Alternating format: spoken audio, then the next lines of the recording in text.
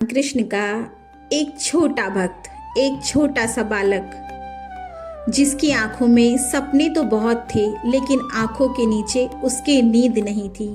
वह रोज किताब खोलकर बैठता था, पन्ने देखता था, शब्द पढ़ता था, पर मन कहीं और ही भटक जाता था।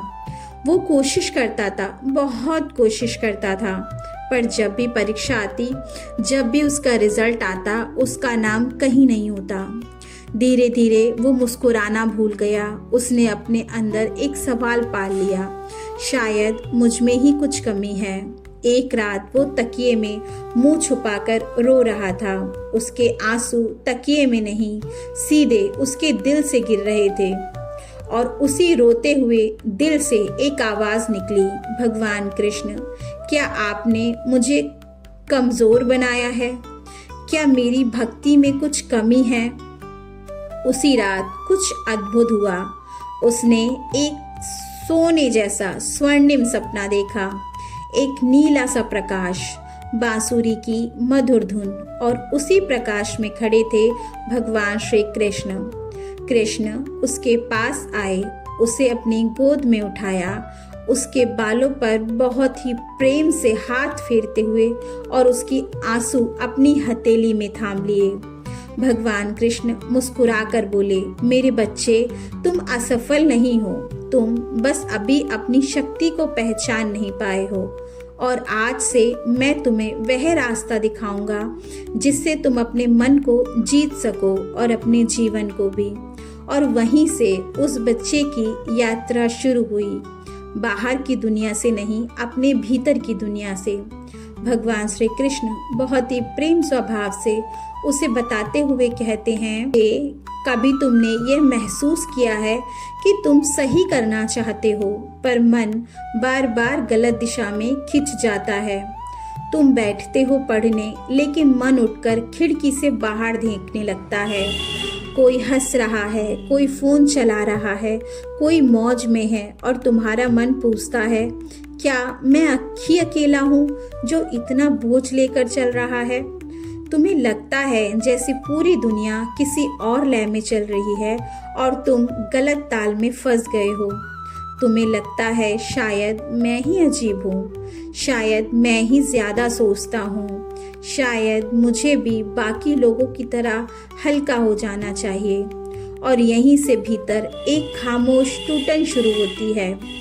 तुम पढ़ते हो पर मन नहीं लगता, तुम काम करते हो पर दिल नहीं लगता, तुम हंसते हो पर भीतर कुछ खाली सा लगता है। और फिर तुम धीरे से अपने आप से कहते हो, शायद मेरा एनवायरनमेंट ही खराब है, मेरे आसपास के लोग ही खराब हैं। मेरे बच्चे, अगर एनवायरनमेंट ही सब कुछ होता तो कमल कभी कीचड़ में नहीं खिलता। अगर बाहर ही सब कुछ होता तो ऋषि कभी जंगलों में नहीं जागते। अगर दुनिया ही तुम्हें बनाती तो भगवान कभी मनुष्य रूप में जन्म नहीं लेते। तुम्हारी बेचैनी ये नहीं कह रही कि दुनिया गलत है, तुम्हारी बेचैनी यह कह रही है कि तुम्हारे भीतर कुछ जागना चाहता है। यह असंतोष जो तुम्हें है, ये उलझन जो तुम महसूस करते हो, ये अजीब सी भावना जो तुम्हें रात दिन खाए जा रही है, वो कोई बीमारी नहीं है, ये तुम्हारी आत्मा की दस्तक है जो तुम्हें जगाना चाहती है, एक अच्छे कर्तव्य पथ की ओर ले जाना चाहती है। तुम्हारे जो जीवन का उद्देश्य है, जो तुम्हें एक बेहतर इंसान बना सकती है, उस दिशा की तरफ ले जाना चाहती है। यह वो आवाज़ है जो कह रही है, तुम सिर्फ जीने के लिए नहीं बने, तुम जागने के लिए बने हो, तुम कुछ कर गुजरने के लिए बने हो, तुम दुनिया को दिखाने के लिए बने हो कि तुम क्या हो। तुम इस दुनिया में अपनी उपस्थिति को दर्शाने के लिए बने हो। तुम गुमनामी के लिए नहीं, रोशनी के प्रकाश के लिए बने हो। भगवान श्री कृष्ण आगे उसे संबोधित करते हुए कहते हैं, मेरे बच्चे, तुम्हारा मन तुम्हारा शत्रु नहीं है, पर वो राजा भी नहीं है। वो एक शक्तिशाली घोड़ा है। अगर उसे दिशा ना दो तो वो तुम्हें गिरा देगा, अगर उसे प्रेम से मार्ग दिखाओगे वो तुम्हें मंजिल तक ले जाएगा। मन का स्वभाव है, जो दिखता है वही बन जाना। अगर तुम शोर में रहोगे तो शोर बन जाओगे, अगर तुम शांति में रहोगे तो शांति बन जाओगे। मन कभी भी विरोध नहीं करता, मन आदेश नहीं देता, मन केवल अनुकरण करता है। अब ये तुम्हारे ऊपर है कि तुम जीवन में क्या फैसला लेते हो। अगर तुम सही फैसला लेकर सही विचारों के साथ उसे आदेश दोगे तो वह तुम्हारे आदेशों का अनुकरण करेगा। इसी तरह तुम्हारा जीवन बेहतर से बेहतर बन जाएगा। मन एक दर्पण है, जो सामने आता है उसे वो वही लौटा देता है। इसीलिए अपने मन में कभी भी नकारात्मक चीज़ों को मत भरो। हमेशा अच्छे लोगों के साथ बैठो, अच्छी बातें सुनो, अच्छे मार्ग पर चलो, तो तुम्हारा जीवन खुद ब खुद अच्छा हो जाएगा। इसीलिए अगर चारों तरफ लोग भाग रहे हैं, तुम्हारा मन भी भागने लगता है। अगर चारों तरफ लोग डर रहे हैं, तुम्हारा मन भी डरने लगता है और तुम सोचते हो ये मेरा स्वभाव है। नहीं, ये है मेरे बच्चे, ये तुम्हारा स्वभाव नहीं है, ये तुम्हारा वातावरण है जो तुम्हारे भीतर बोल रहा है। लेकिन याद रखो, मन जितना जल्दी रंग लेता है उतनी ही जल्दी नया रंग भी पकड़ सकता है। अब ये तुम्हारे ऊपर है कि तुम इसे दुनिया के रंग में रंगना चाहते हो या इसे अपनी सोच समझ और सही फैसले का आदेश देकर अपने रंग में रंगना चाहते हो। तुम सोचते हो बदलना मुश्किल है, पर बदलना बिल्कुल भी मुश्किल नहीं है। बस पहली बार दिशा बदलना कठिन लगता है। जैसे नदी मोड़ बदलने में समय लेती है, पर एक बार अगर मुड़ जाए तो पूरा प्रवाह बदल जाता है। मेरे बच्चे, तुम्हें ये समझना होगा, दुनिया तुम्हारे ऊपर असर नहीं डालती, दुनिया तुम्हारी चेतना तय करती है। तुम्हारी चेतना अगर सही दिशा में है तो दुनिया तुम पर कोई भी असर नहीं डाल सकती। बाहर का शोर तभी अंदर आता है जब अंदर मौन नहीं होता। तुम मोबाइल से परेशान नहीं हो, तुम मौन से भाग रहे हो।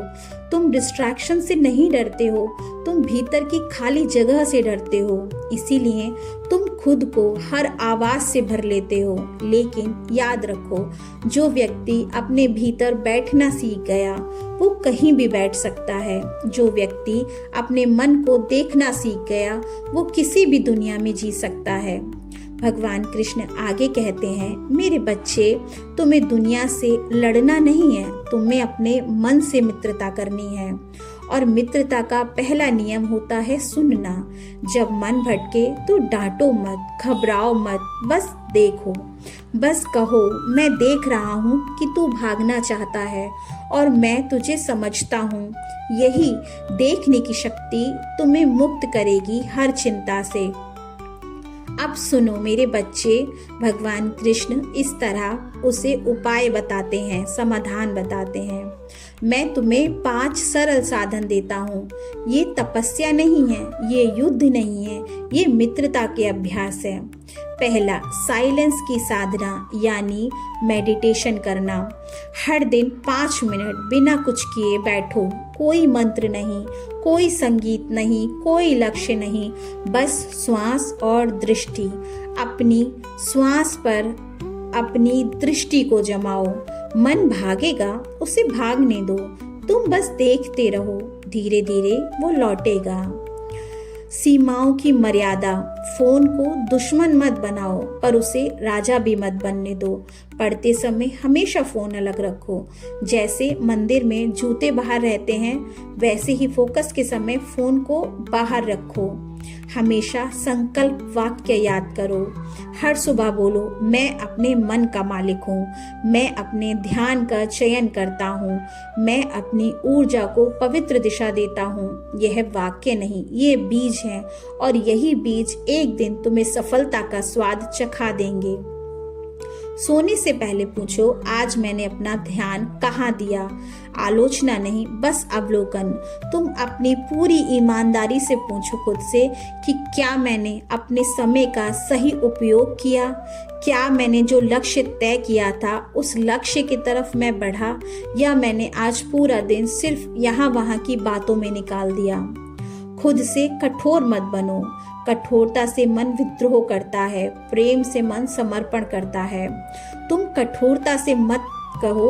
तुम अगर गलती हो गई, नहीं कर पाए, तो उस चीज को माफ करो और आगे वाले दिन को अपना पूरी ताकत लगाकर इस्तेमाल करो अपने लक्ष्य के प्रति, अपने कार्य के प्रति कर्मठ बनने में। मेरे बच्चे, एक दिन तुम उठोगे और पाओगे कि दुनिया वही है पर तुम बदल चुके हो। शोर होगा पर तुम्हें छुएगा नहीं, लोग भागेंगे पर तुम्हें खींचेंगे नहीं, डिस्ट्रैक्शन आएंगे पर वो तुम्हें हरा नहीं पाएंगे, क्योंकि अब तुम भीतर स्थिर हो और जो भीतर से स्थिर हो गया वो बाहर कभी नहीं टूटता। याद रखो, जो अपने मन का स्वामी बन गया वो अपने जीवन का रचयिता बन गया, और जिसने अपने जीवन को रचना शुरू कर दिया उसे दुनिया केवल मंच देती है, दिशा नहीं। मेरे बच्चे, आज से तुम संघर्ष नहीं करोगे, तुम जागोगे। आज से तुम भागोगे नहीं, तुम देखोगे, और जो देख लेता है वो बदल जाता है। यही योग है, यही मेरा यानी कृष्ण का मार्ग है, यही जीवन की कला है। भगवान श्री कृष्ण के ये वाक्य आज के जीवन में हर किसी इंसान के लिए बहुत ही सही मार्गदर्शन देने वाले वाक्य हैं। इसीलिए दोस्तों, अगर आपको ये वीडियो अच्छी लगी हो तो जो भी बच्चे अपने जीवन में, पढ़ाई में या किसी भी चीज़ में स्ट्रगल कर रहे हैं, अपनी लाइफ में कॉन्फ्लिक्ट्स को फेस कर रहे हैं, बहुत स्ट्रगल्स करने के बाद भी उनको लाइफ में सक्सेस नहीं मिल रही है, ऐसे लोगों को, ऐसे बच्चों को ये वीडियो शेयर कीजिएगा। आपका एक शेयर किसी बच्चे के रोते हुए आंखों के आंसुओं को पोंछ सकता है, जिससे भगवान श्री कृष्ण के उपदेशों को, संदेशों को जब आप फैलाएंगे तो ईश्वर की ब्लेसिंग्स आपको खुद ब खुद मिल जाएगी। तो दोस्तों, इसी तरह के डिवाइन मैसेज के साथ मैं शिवी आपको अगले वीडियो में मिलूंगी। इसी के लिए मेक श्योर कीजिए कि आप चैनल को सब्सक्राइब कर लीजिए। गीता के उपदेशों को इसी तरह सरल भाषा में मैं आपके लिए लाती रहूंगी। जय श्री कृष्णा।